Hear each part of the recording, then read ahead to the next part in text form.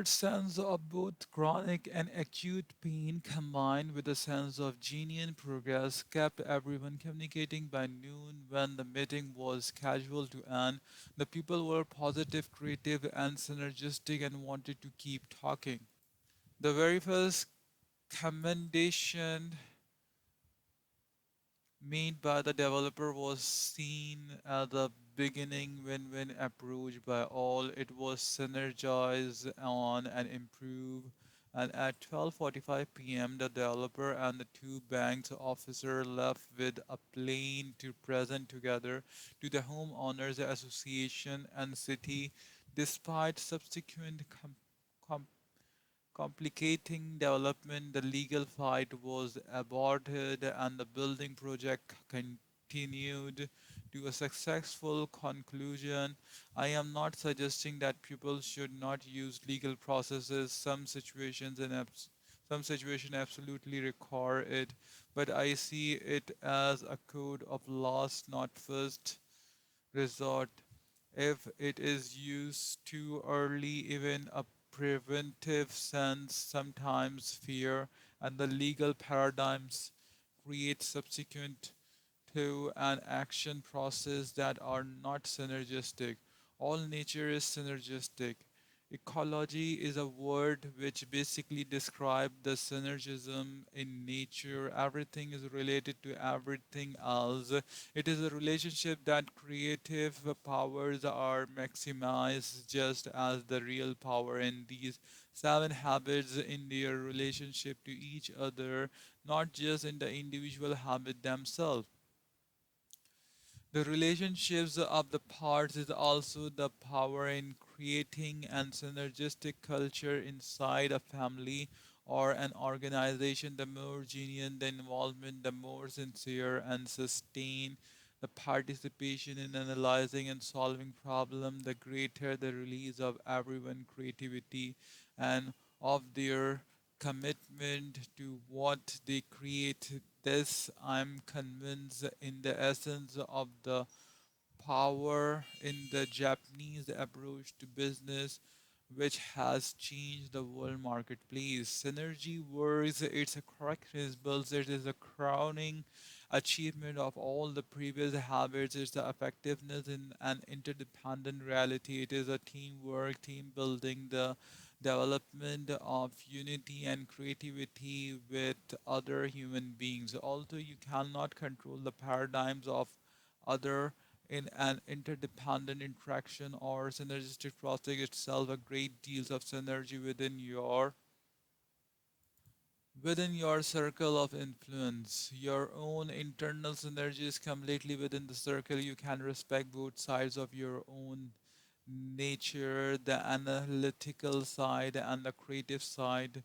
You can value the difference between them and use that difference to catalyze creativity. You can be synergistic within yourself, even in the midst of a very adversarial environment. You don't have to take insults personally. You can sidestep negative energy. You can look for the good in others and utilize that good, as different as it may be, to improve your point of view and to enlarge your perspective. You can exercise the courage in interdependent situation to be open to express your ideas, your feeling, your experiences in a way that will encourage other people to be open also.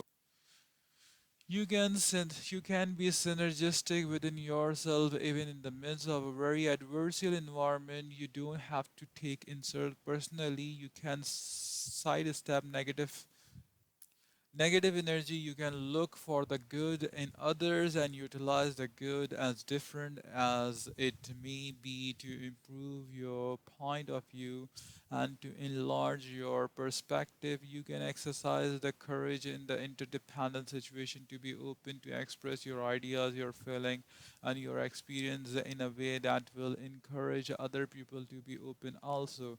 You can value the difference in other people. When someone disagree with you, you can say, good, you see it differently. You don't have to agree with them. You can simply affirm them and you can seek to understand. When you see only two alternatives, yours and the wrong one, you can look for a synergistic third alternative.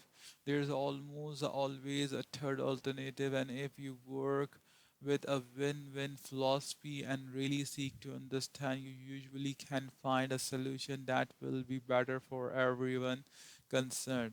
Application suggestions: think about a person who typically see things differently than you do.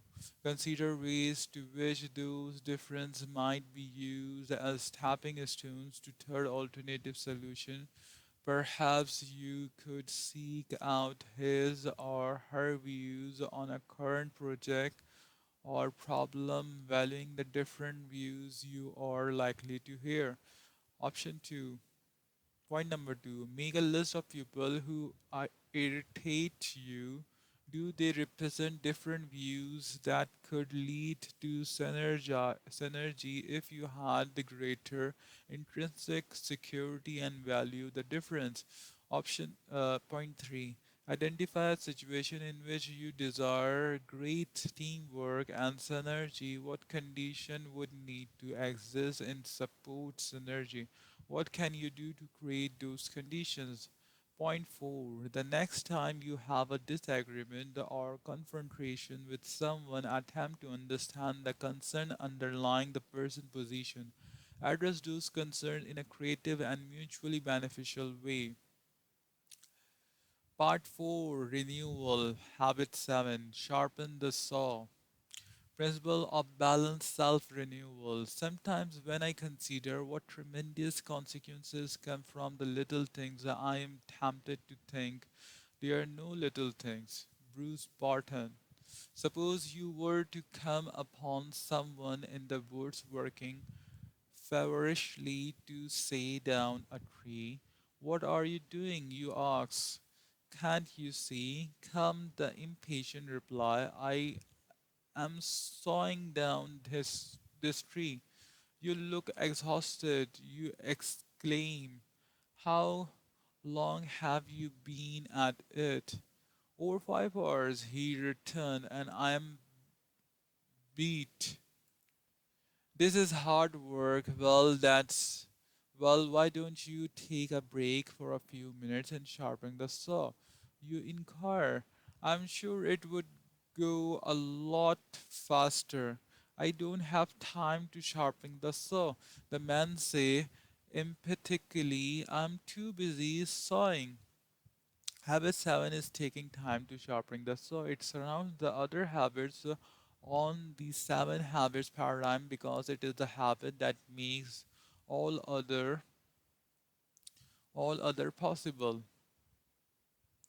Four dimensional of renewal. Habit 7 is personal PC. It's preserving and enhancing the greatest asset you have, you. It's renewing the four dimensions of your nature: physical, spiritual, mental, social, emotional. Although different words are used, most philosophies of life deal either explicitly or implicitly with these four dimensions. Philosophers Herb Shepard described the healthy, balanced life around four values: perspective, spiritual autonomy, mental connectedness, social and tune, physical. George Sheehan, the running guru, described four roles: being a good animal, physical, a good craftsman, mental, a good friend, social, and a saint, spiritual. Sound motivation and organizational theory embrace these four dimensions and motivations. The economic physical, how people are treated, social, how people are developed and use mental, and the service, the job, the contribution, the organization give is spiritual. Sharpen the saw basically means expressing all four motivations. It means exercising all four dimensions of your nature, of our nature, regularly and consistently in wise and balanced ways. To do this, we must be proactive. Taking time to sharpen the saw is a definite quadrant 2 activity, and quadrant 2 must be acted on. Quadrant 1 must, because of its urgency, act on us. It presses upon us constantly. Personal PC must be pressed upon until it becomes second nature, until it becomes a kind of healthy addiction because it's the center of our circle of influence. No one else can do it for us. We must do it for ourselves. This is the single most powerful investment we can ever make in life. Investment in ourself, in the only instrument we have with which to deal with life and to contribute. We are the instrument of our own performance, and to be effective, we need to recognize the importance of taking time regularly to sharpen the saw in all four ways.